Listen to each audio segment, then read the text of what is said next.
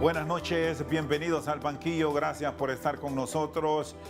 Ha sido frecuente en los últimos meses ver cantidades y cantidades de ciudadanos de diferentes nacionalidades del mundo transitar por suelo hondureño. La migración es un derecho humano permitido en el mundo. Sin embargo, llama la atención lo que está ocurriendo ahora mismo en suelo hondureño, donde los ciudadanos, en su mayoría venezolanos, algunos ecuatorianos, colombianos, afganos, si vamos más allá de las fronteras patrias, cubanos y de muchas otras nacionalidades del mundo, están en su ruta hacia los Estados Unidos en un peregrinaje por Honduras.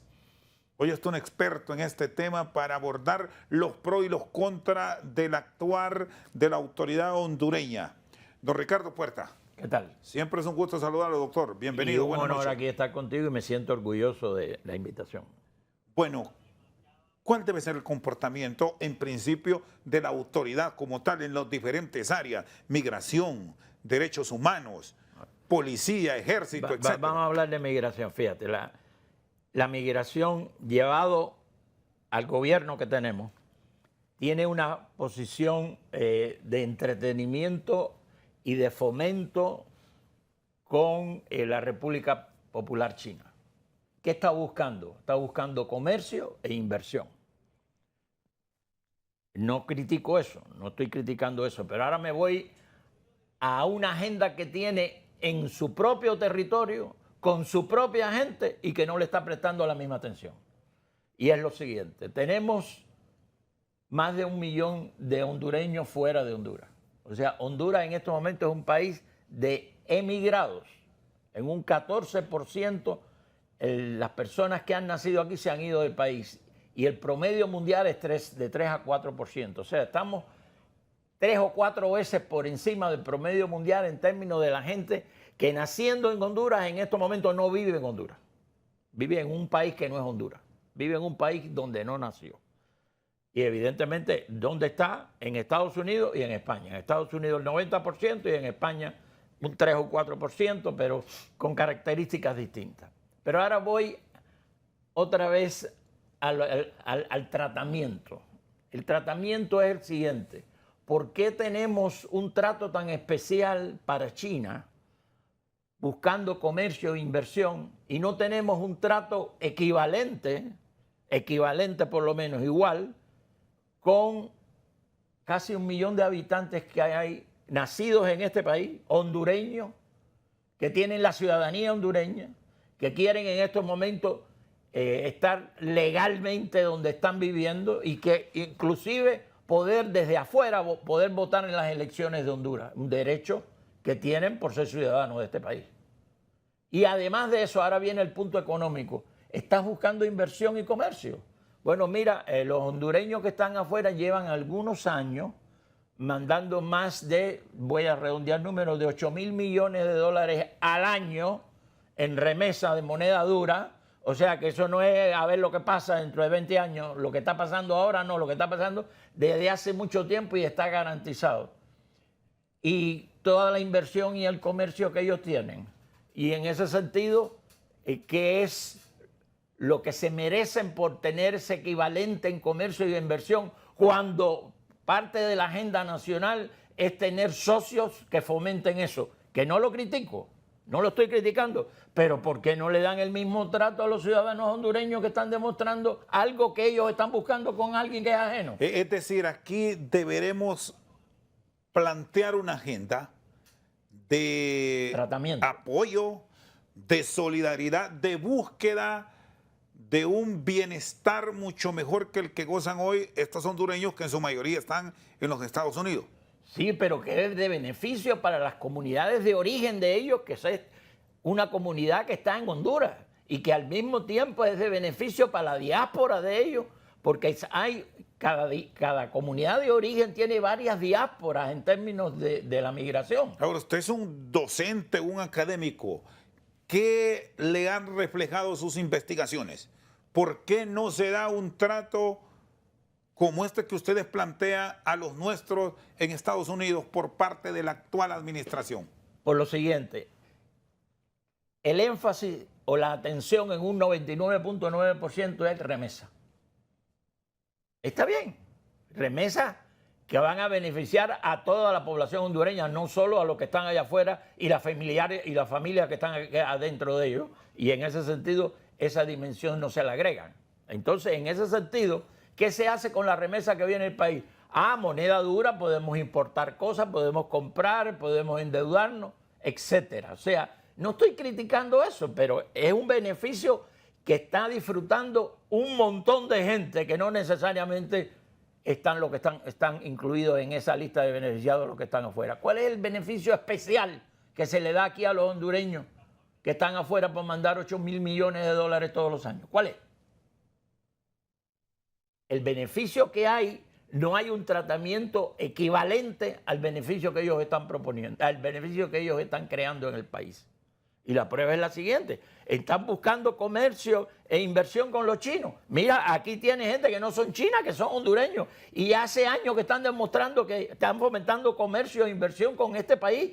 Y sin embargo no tienen un tratamiento especial por eso. Y ni siquiera pueden votar en las elecciones presidenciales, por favor. Entonces, desde ese punto de vista, la pregunta es la siguiente: la política que tenemos para los hondureños que están afuera tiene que estar no en el gobierno de turno, sino en el Estado hondureño. Y el Estado hondureño que dice que esa gente son ciudadanos, que esa gente pueden fomentar, pero no porque en un futuro, sino que lo están haciendo ya, pueden fomentar inversión y comercio. Y la pregunta es, ¿qué aprovechamiento le estamos haciendo a las remesas de conocimiento? Que es un concepto que ni siquiera se usa. ¿Qué cosas son remesas de conocimiento? Lo que yo aprendo por ir a Estados Unidos y trabajar. Aprendo que, vamos a suponer que yo soy electricista o que soy mecánico. Cuando yo voy allí, estoy haciendo trabajo en un contexto que no es el que yo tengo aquí en Honduras, está mucho más desarrollado. Puedo inclusive comprar herramientas, equipos que no tengo aquí y que me harían mi trabajo en una forma más productiva y rentable. Bueno, todo esto que te estoy diciendo está completamente desaprovechado. ¿Y cuál es el tipo de migración que le conviene a Honduras? Migración temporal, menos de 12 meses al año. Circular, que quiere decir que de un año para otro se repite, y que ese individuo vaya a Estados Unidos, trabaje 10 meses, venga para acá, esté aquí 3 o 4 meses y vuelva a ir al otro año para hacer la misma experiencia. Que debemos decir, don Ricardo, que ya se han implementado estos programas en el pasado, sobre todo en oficios puntuales, como usted señala, el caso de quienes se dedican a labores de carnicería, de siembra de árboles, cultivo, recolección de frutas, etcétera. Advierte que si seguimos con estos planes no bien orientados a nivel de país, podrían venir recortes para estos programas partiendo de las políticas que se implementa para trabajos puntuales de Estados Unidos. No, mira, ahora déjame, te voy a poner la frase que me sirve a mí de hipótesis principal. Estados Unidos necesita todos los años por lo menos 1 millón de inmigrantes nuevos después de haber llenado los puestos de trabajo que creó ese año con los inmigrantes que tiene allá adentro. Pero que esos inmigrantes que tiene allá adentro y el resto de la gente que está allá adentro, porque son ciudadanos y ya tienen la edad de trabajo, el año pasado eran 17 años, ahora son 18, etcétera, de edad. Entonces, lo que sí es cierto es que la economía norteamericana es tan potente en términos de generación de empleo, que es la única economía en el mundo que genera más puestos de trabajo que puede llenar con la gente que está allá adentro. Y ahora te voy a dar algo que desde el punto de vista del gobierno de Honduras tampoco se le presta atención. All right. En Estados Unidos, en estos momentos, hay 12 millones de migrantes obreros.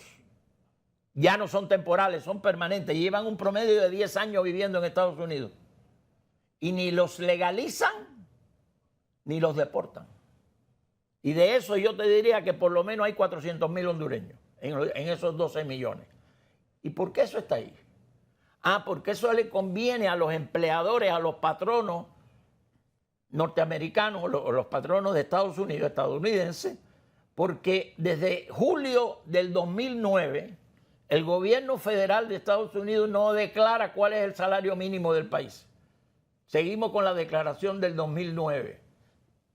Estamos en el 23, maestro. Han pasado 14 años. No, pero oye lo que eso significa. Lo que eso significa es que como estos trabajadores no están documentados, evidentemente los pueden explotar. O sea, les pagan por hora lo que ellos deseen. ¿Podría decirse eso? Y es probablemente menor que el salario mínimo de julio del 2009. Pero aún así, el hondureño que está en esas condiciones trabajando explotado tiene un ingreso mayor que el que tendría que si se hubiera quedado en Honduras. Entonces es el explotado que vive feliz afuera siendo hondureño, aunque desde el punto de vista de las reglas gringas es explotado. Hay 12 millones de indocumentados y yo te diría, poniendo un poco mi experiencia de más de 20 años en migración, que ahí hay alrededor de 400.000 hondureños. Y ahora viene un punto interesante. Estos 400.000 hondureños, en esos 10 años de promedio que llevan viviendo en Estados Unidos, le ha dado el gobierno de Estados Unidos la oportunidad de traer ilegalmente, si quieren, a sus parientes. Y entonces yo traje a todos mis hijos, y traje a mi mujer, y traje a mi mamá, y traje a mi primo, y a mi sobrino, y a mi tío, lo que sea. Pero es una especie de población que lo mismo vota republicana que demócrata. Ese es el otro punto. O sea, en términos de votación la diferencia no es mucha. Pero lo que sí es cierto, ¿para qué sirven esa gente? Eso es un colchón para quitarle presión a la revisión que va a tener el salario mínimo federal de Estados Unidos cada año. Muy bien. Don Ricardo Puerta, experto en temas migratorios, esta noche al banquillo. Pausa, ya regresamos. Seguimos esta noche al banquillo. Don Ricardo Puerta, experto en temas migratorios, aquí a través de TSI. Estas leyes de reunificación ya abarca a hondureños. En un principio estaban con venezolanos, nicaragüenses, cubanos, haitianos, trato especial para ellos. Pero ya en las últimas decisiones de la administración incluyeron hondureños. Incluía Honduras, Sí, señor. Colombia y algunas otras naciones. Eso es beneficioso. Quedémonos con los hondureños. ¿Cómo aprovechar para que vayan por la vía legal y no con la exposición de caminar sobre todo por territorio mexicano donde la muerte pulula? No. Primero que estamos hablando de menores de edad. Estamos hablando de gente mayor de edad. Mi mamá, que es la abuela de mis hijos, que si viene para acá, puede atender a mis hijos cuando vienen de la escuela y cuando van a la escuela por la mañana los va a vestir. Y como ella tiene ciertas habilidades, le va a ayudar a hacer las tareas, etcétera, etcétera. Pero si a mí me dan la oportunidad de hacer reunificación familiar y yo soy hondureño y me hace falta traer gente que me hace falta para vivir desde un punto de vista emocional, que sea reunificación familiar, bienvenida. Eso no me va a molestar. Y aparte de eso me voy a beneficiar del sistema de salud y de educación de Estados Unidos, que es mejor que el que hay aquí. No te tengo que discutir eso. Me voy a beneficiar del hecho de que voy a tener un crecimiento y una socialización y una educación de mis hijos que el día que se quieran quedar trabajando en Estados Unidos ya están preparados para eso. Pero el día que quieran volver a Honduras, a lo mejor pueden volver como empresarios, como individuos tecnológicos de un empresario grande de Estados Unidos que quiere invertir en Honduras. Todo eso, el gobierno de Honduras ni piensa siquiera que pueda ser una alternativa. Y está ahí sobre la mesa. Lo que estoy diciendo no me lo estoy inventando, eso existe. Y la pregunta es, ¿por qué no nos aprovechamos de eso? Igual que quieren aprovecharse de China, sigan con China, pero eso es un entretenimiento, eso es un acto de fe en estos momentos. Eso no existe todavía. Por cierto, China está con serios problemas económicos. Grandes empresas ahora mismo no están con esa pujanza que tenían hace unos años atrás. China tuvo una caída de casi un 25% en la economía recientemente. Y es por lo siguiente, China en estos momentos realmente es un país capitalista socialista, en el sentido de que para trabajar es capitalista, para producir es capitalista, pero para servir, y es capitalista. ¿Quiénes son los capitalistas de China? Los miembros del Partido Comunista, los miembros de las Fuerzas Armadas y los burócratas que tienen educación.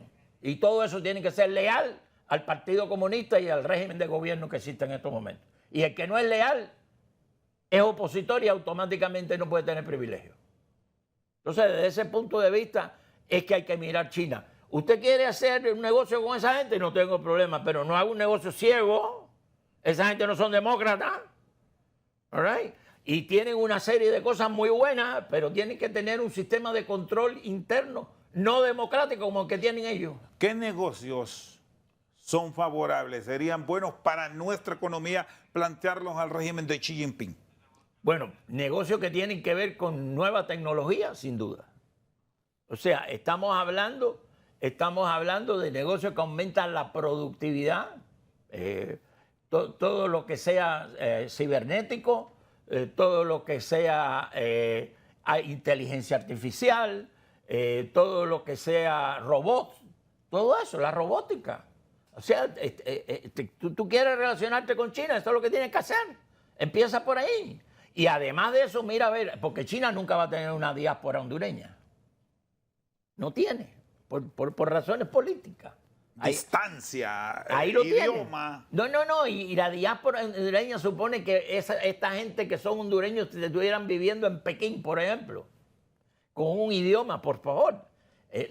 Lo que hace China es, ¿qué es lo que me está prometiendo? Comercio e inversión.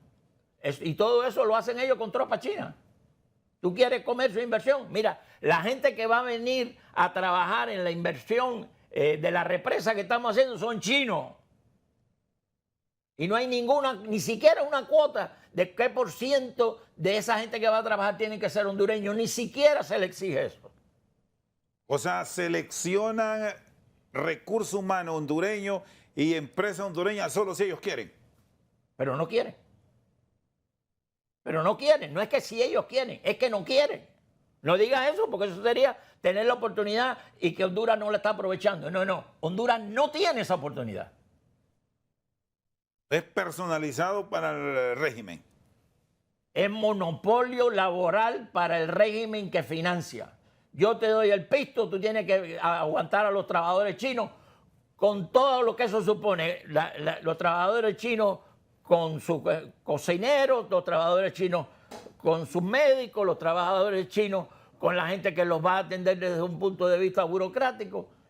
O sea, ellos trasladan el sistema. ¿Y cómo va a quedar entonces, don Ricardo, este planteamiento que tiene la administración actual con el régimen chino, que están hablando de negociar un tratado de libre comercio, de ofrecer el producto nuestro a esta nación asiática? Mira, yo soy religioso, en estos momentos es un acto de fe y esperanza.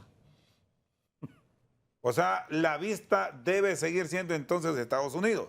¿Qué negocio? Yo no quiero que cierren China, pero no sean tan ciegos cuando tienen al lado un montón de cosas que ya le está demostrando que funciona y ni siquiera le están prestando igual atención que como le prestan a China.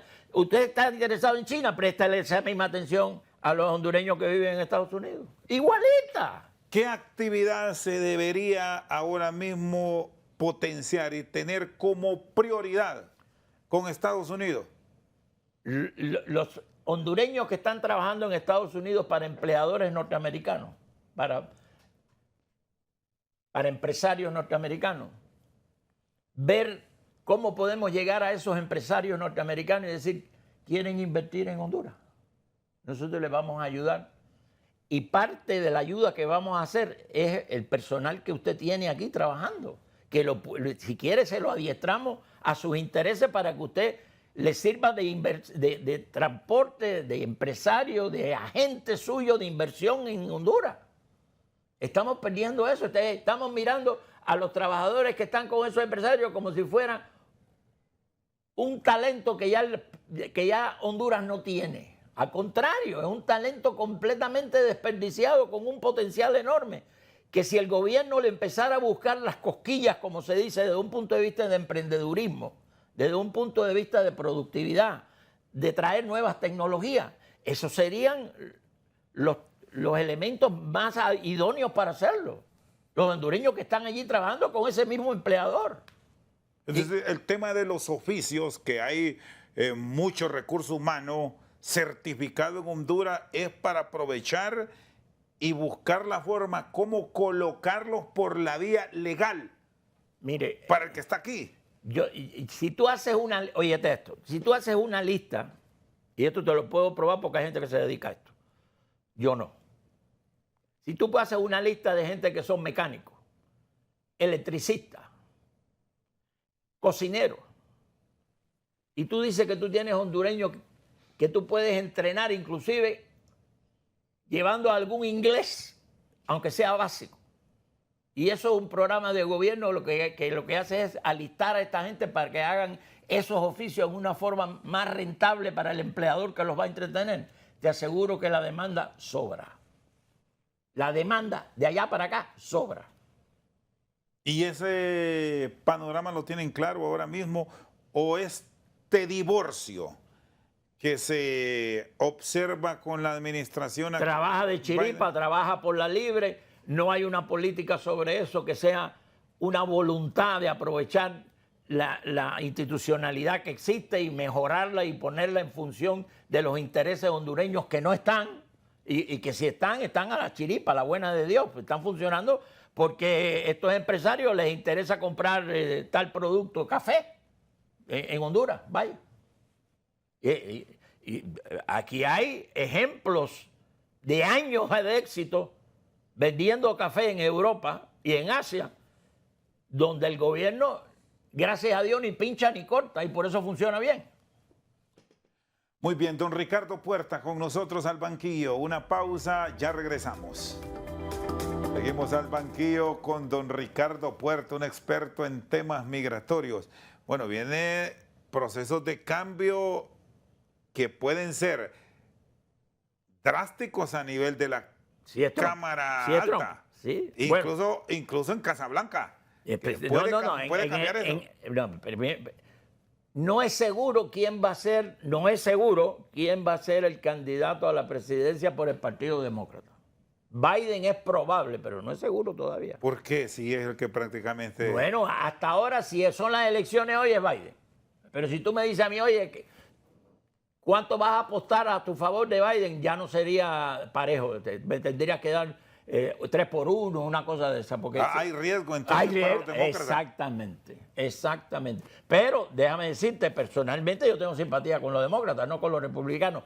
Pero reconozco que tienen más maldad política los republicanos que los demócratas en estos momentos. A ver, explíqueme ese término de maldad política. Narrala.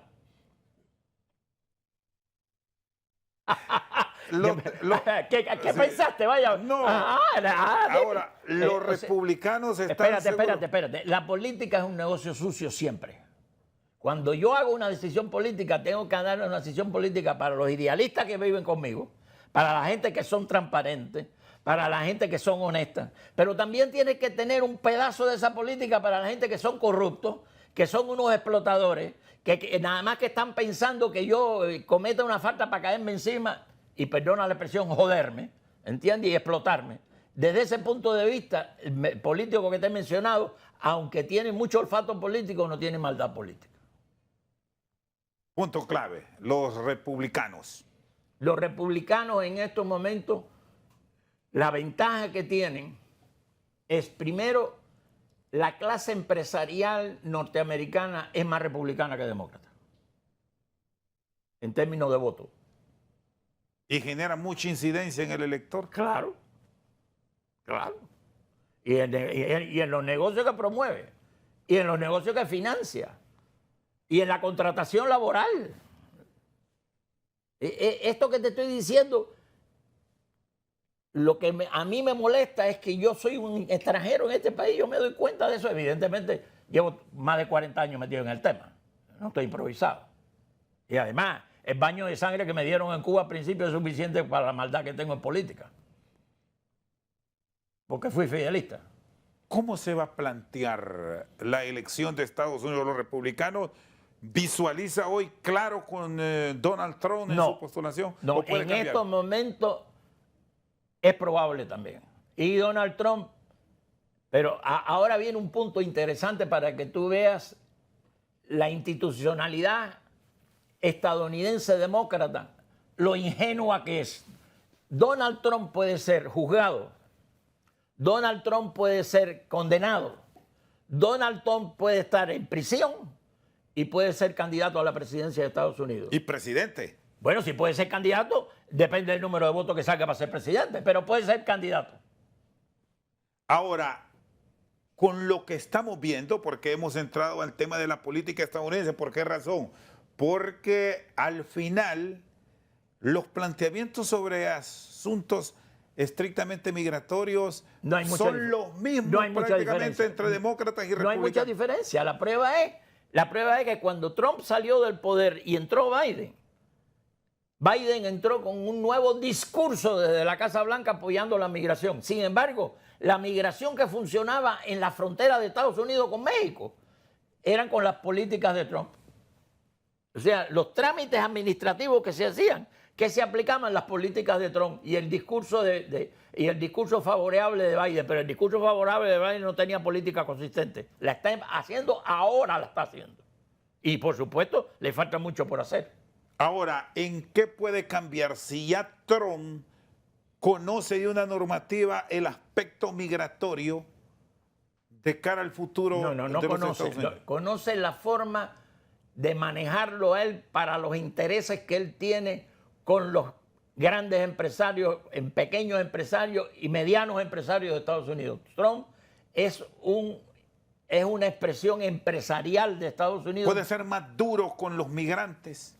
Sí y no, porque el problema que hay es que la economía norteamericana no puede funcionar bien si no incluye una política favorable de inmigrantes, de forma tal que todos los años tenga que traer, además de la gente que se cuela por indocumentados, además de la gente que trae desde el punto de vista legal, y además de los indocumentados que ya viven allá adentro, que dice que son 12 millones de habitantes, y Trump dice que son 17. Vamos a suponer que no sean ni 12 ni 17, son 14.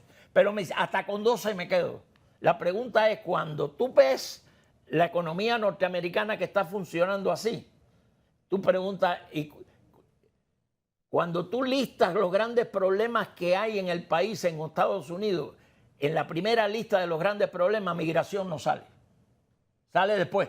Y la visión desde Casa Blanca para los gobiernos de la región, donde ya sabemos las tendencias de algunos líderes, tanto demócratas como republicanos, viendo lo que está pasando en Venezuela, con una migración que a hoy supera en los últimos años los 2 millones de ciudadanos venezolanos, unos quedándose en el sur de América y otros con su visión hacia Estados Unidos. Venezuela tiene por fuera 6 millones de habitantes en estos momentos. No, pero le hablo de los últimos años. No, pero los últimos años, ¿cuáles son? ¿Los últimos 3 o los últimos 2? Los últimos 2 de Maduro. No, ahora sí. Pero no me diga que son los últimos años porque no son 20 años. No, son 3 los años. Últimos años. Son 3 años.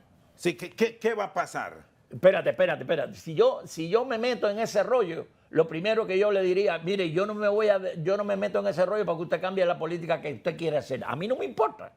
Pero el tratamiento que usted está buscando en esa política, aplíquese a lo suyo. Y déle el mismo tratamiento para que tú veas lo que le falta por hacer con los hondureños. ¿Y qué le puede deparar a los hondureños con una eventual llegada republicana a la Casa Blanca, a sabiendas de cuál es el comportamiento de Trump? Lo que sí es cierto es que no van a dejar de tener la necesidad de esa demanda de 1 millón de inmigrantes nuevos todos los años.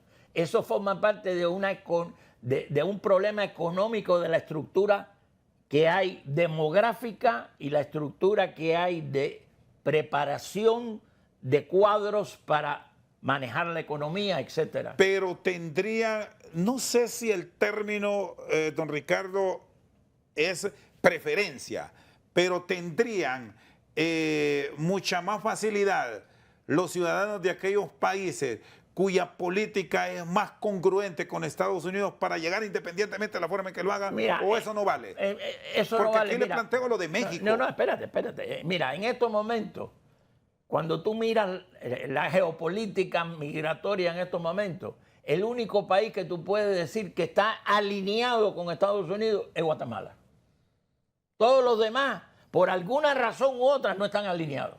Sin embargo... Ojo, el cambio de gobierno en Guatemala es un hombre progresista. Bueno, la pregunta es... Bernardo Arévalo es espérate, ¿qué preferencia tiene Guatemala en la política exterior de Estados Unidos por el hecho de que Guatemala se distingue en la forma que tú lo estás diciendo? Ninguna. Entonces la pregunta es, ¿entonces para qué sirve esa preferencia? Desde el punto de vista de pensando en mi gente. Ah, no, yo tengo que negociar, pero para eso tengo que tener negociaciones que tengan las espuelas de este lado también. Tú no vas a mandar a un individuo que anteriormente estaba completamente desocupado, desempleado, y de buena a primera lo va a mandar para que haga trabajo con la comunidad hondureña, por favor. Si hay un chambero que no tiene idea de lo que funcionan las cosas. Mira el problema que hay entre Cancillería y el Registro Nacional de las Personas para darle la identidad. Para darle la identidad a los hondureños en Estados Unidos, por favor. En Estados Unidos. Es un problema burocrático que los hondureños que están en Estados Unidos lo ven como un problema de Estado, no un problema de gobierno de turno y burocrático. Eso de que, mira, eso lo tiene que hacer Cancillería, no lo tiene que hacer el registro. Y el registro dice, no, lo tiene que hacer el registro y no Cancillería, etcétera. Esas son discusiones que el ciudadano hondureño es la víctima de esa burocratización y no se resuelve el problema. Y el Estado como tal en una circunstancia de estas, ¿cómo debería actuar? Porque resulta increíble tener discusiones estériles de este nivel. Bueno, para los nuestros. La pregunta es, ¿por qué eso no se hace parte de la agenda que tiene que tener el gobierno? Pero ni siquiera se ve es más, no se ve ni siquiera el reconocimiento de estas realidades que yo te estoy diciendo. Ahora, México puede tener un cambio de gobierno. Sí. ¿Y esto qué le puede representar a la región? Partiendo de que es el gran escudo de los Estados Unidos. Espérate. Los gringos no son tontos en política. Acuérdate que le ganaron a Alemania. Y Hitler no es el monstruo que nosotros pintamos.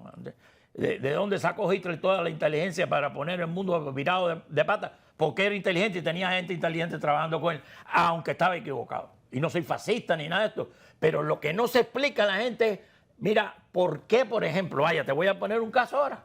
¿Por qué Bukele tiene un 90% de popularidad ahora? Es que me expliquen eso.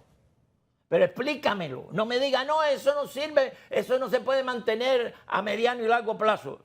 Eso que me está diciendo, yo quiero verlo en la práctica. Hay quienes argumentan que este control de Bukele es por gobernar un país pequeño.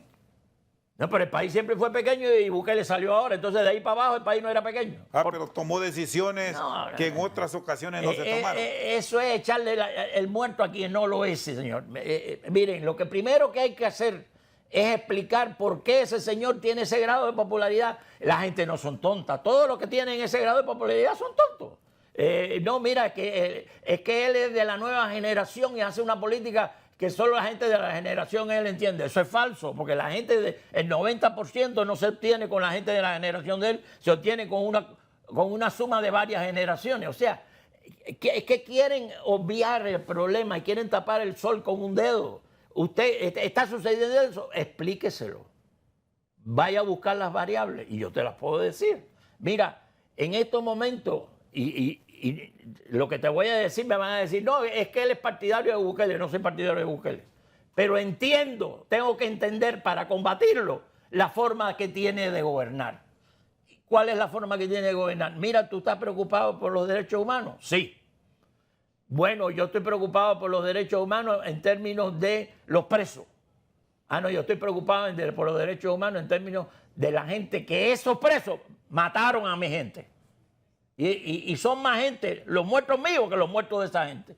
Porque los muertos de esa gente, a lo último, los que mataron, mira, están presos allá adentro. Y sin embargo, los presos que están allá adentro, las víctimas que tienen, que han matado por violencia, por extorsión, por sacarle un dinero, etcétera, etcétera.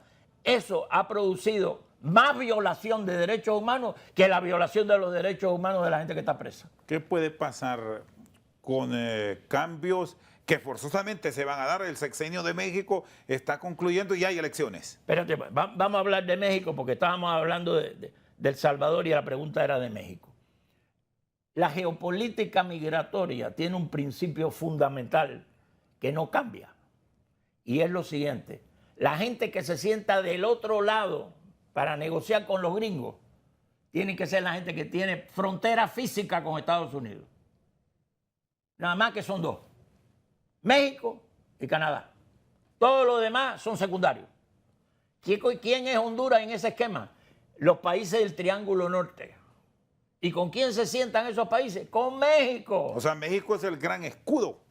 Y es el dialogante mío cuando yo le quiero decir algo a los gringos. A lo mejor te oyen aquí lo que tú quieras, pero eso es ceremonial, eso es liturgia.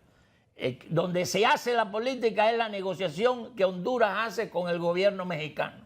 Y el gobierno mexicano, si de verdad defiende los intereses hondureños, no va a defender unos intereses hondureños que están en contra de los intereses mexicanos. Muy bien, ya vamos a continuar con este tema. Don Ricardo Puerta está con nosotros al banquillo. Pausa, ya regresamos.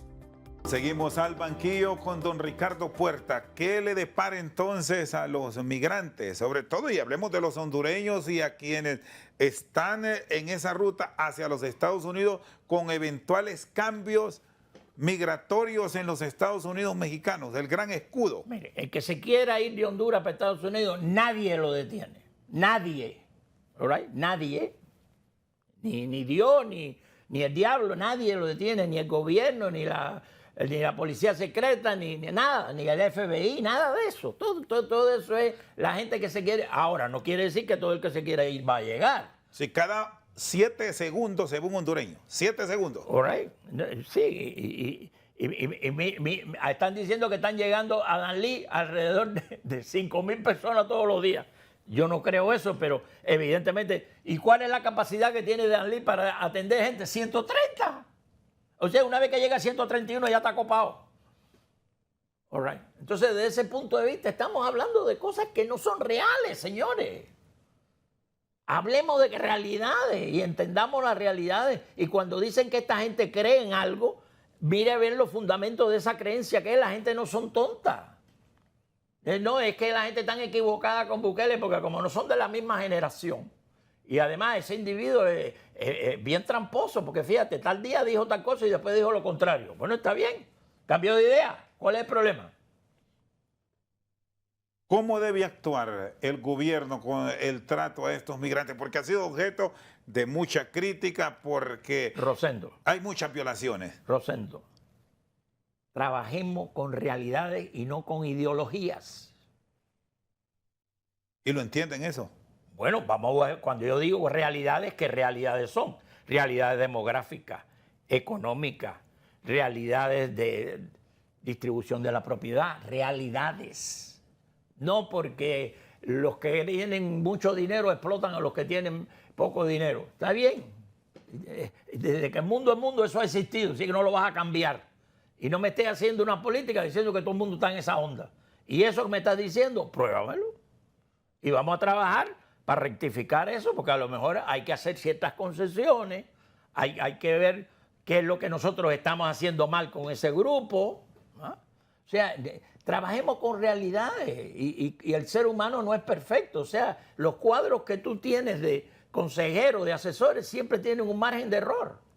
La oposición en la democracia no es un montón de gente que quiere dar un golpe de Estado, es que la democracia siempre tiene que tener oposición, siempre, porque el que hace la política no es perfecto. Y con estos números que estamos manejando, bueno, usted dice que no cree que sean 5,000, pero sí hay una cantidad... Es más de 131. De centenares, vamos a ver, que son centenares de extranjeros los que están llegando a nuestro país. Ahora, el gobierno de Honduras puede resolver eso en un día.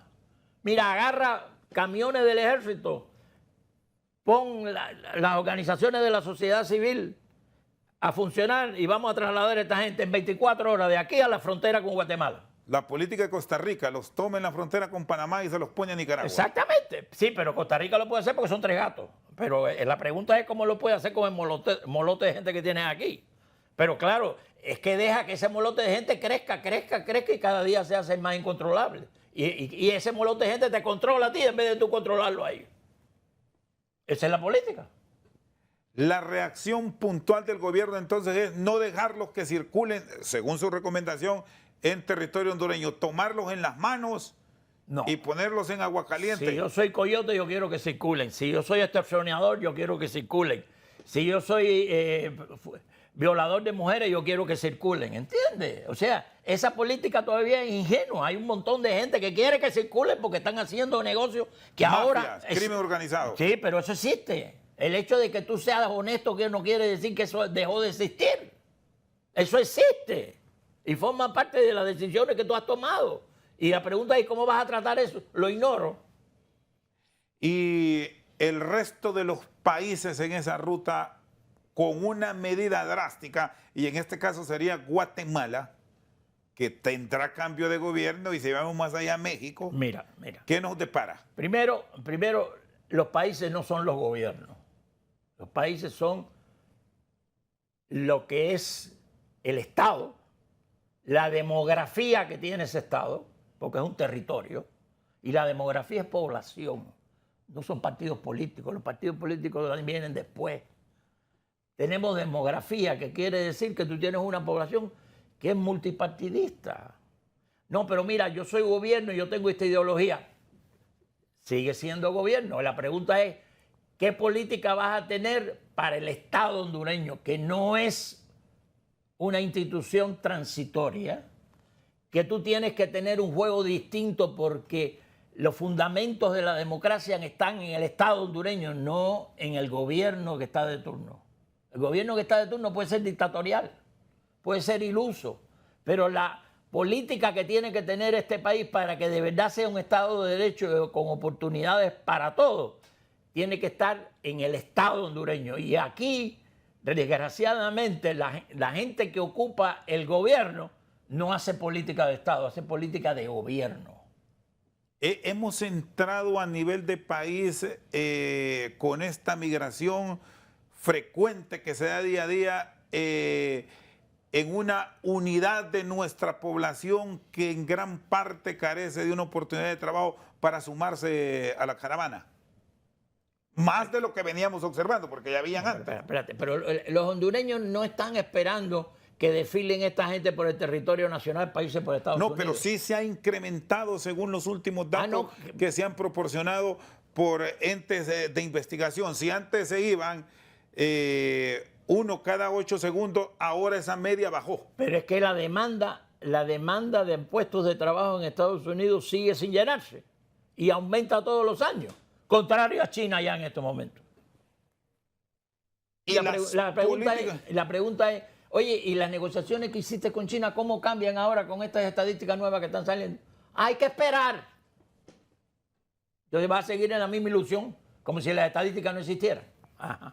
Y las políticas de los Estados Unidos las advierte como un aliciente para que se aumente, porque los venezolanos han escuchado que ahora pueden llegar y tienen un estatus diferente al que tienen los hondureños y que por eso se ha incrementado. Igual están los cubanos. Maestro, el grupo que más le ha sacado jugo a eso son los cubanos. Yo te puedo hacer la historia si la quieres. Y aunque sea cubano, yo te aseguro a ti que cuando tú oyes esa historia, tú dices, espérate, hay algo que aprender. Y la pregunta es, ¿qué vas a aprender de lo que han hecho los cubanos? Ahora sí. ¿Entiendes? Evidentemente, no estás en una isla. Evidentemente tienes otra historia con respecto a Estados Unidos. Estados Unidos hizo una ocupación de Cuba en el año 1898 y la ocupó por 4 años. Por 4 años. Ahí sacó un presidente que se llama don Tomás Estrada Palma, que estaba casado con una pariente tuya. ¿Sabías, verdad? Sí. Bueno. Entonces, esos 4 años nos hicieron la democracia gringa en Cuba. ¿Y tú sabes cuál era la preocupación de los cubanos en ese momento? Que había muchos negros. ¿Cómo la ves? La primera democracia que se hizo en Cuba, la preocupación que tenía era racial. ¿Y por qué era racial? Porque había una ocupación gringa allá adentro, señor. Y evidentemente el racismo que hay en Estados Unidos es parte de su historia. Ahora, don Ricardo, ¿y las políticas hacia el Triángulo Norte funcionaron o más bien fueron motivos para irse? No existen. Ahí no hay una política de todos esos países y una política de la interacción que hay entre 2, entre 3 y entre 4 países. Eso es lo que hay que sentarse y empezar a hurgar eso y trabajar política para cada uno de esos estados. Es decir, aquella cacareada ayuda financiera, el fortalecimiento de los jóvenes para el futuro. Eso es violín. Toque de violín. Eso es violín. Y México sí fue más astuto en aprovecharse de esas políticas y desviar lo malo para nosotros. Porque México tiene algo que tú no tienes. México tiene frontera física, señor. Y México, mira, todos los días, hay alrededor de 100,000 personas que trabajan en Estados Unidos de 8 de la mañana a 5 de la tarde y duermen en México por la noche. Y al otro día hacen lo mismo. Esa es la maquila que hay. Tú no tienes eso. Si tú quieres hacer maquila con Estados Unidos, tú tienes que hacer maquila aquí o tienes que hacer maquila allá. Pero tú no puedes tener aquí y allá al mismo tiempo. México sí, fíjate. ¿Qué le depara al país, a la actual administración, con todo esto, con hondureños que siguen soñando con llegar a Estados Unidos? Que se quite la careta ideológica que no le deja ver la realidad, o que si la ve, esa no es la realidad, que hay que hacer políticas para eso, hay que aprovechar coyunturas que tiene esa realidad que se están desaprovechando, como las que yo te dije con respecto a la migración hondureña en Estados Unidos, que ni siquiera la tratan en igualdad de condiciones como el gobierno de Honduras trata a China. Y que sería una ironía lo que yo te estoy comparando, pero es verdad. Don Ricardo, le agradezco. A la orden siempre, señor. Feliz noche. Y después de esta, no me va a dejar preocupado para no dormir hoy. No, lo siento no positivo.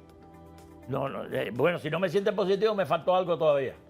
Pero lo que nunca me vas a sentir es irreal. La realidad es que ahora seguirán sí, los flujos. Ahora sí. Gracias. Don Ricardo Puerta, experto en temas migratorios, esta noche al banquillo. Por su sintonía, muchas gracias.